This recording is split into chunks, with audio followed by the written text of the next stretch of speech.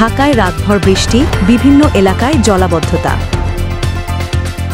রাজধানী ঢাকায় গতরাতের টানা বৃষ্টিতে বিভিন্ন এলাকায় জলাবদ্ধতা সৃষ্টি হয়েছে।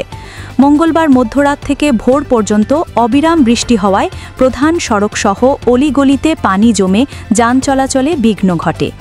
সকালে অফিসগামী মানুষকে দুর্ভোগ পোহাতে হয়।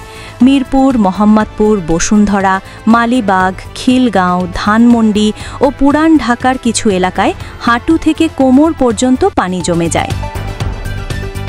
কর্মজীবী মাহফুজা আক্তার বলেন, রাস্তার পানিতে রিকশা চলছে না, গাড়িও আটকে যাচ্ছিল। প্রায় 1.5 ঘন্টা দেরিতে অফিসে পৌঁছেছি।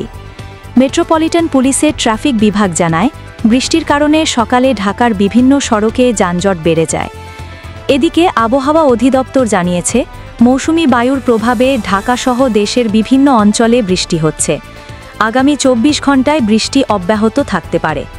নগর পরিকল্পনাবিদরা বলছেন, সঠিক ড্রেনেজ ব্যবস্থা না থাকায় সামান্য বৃষ্টিতেই ঢাকায় জলাবদ্ধতা তৈরি হয়। নগরবাসীর ভোগান্তি কমাতে দীর্ঘমেয়াদী উদ্যোগ নেওয়ার ওপর তারা জোর দেন।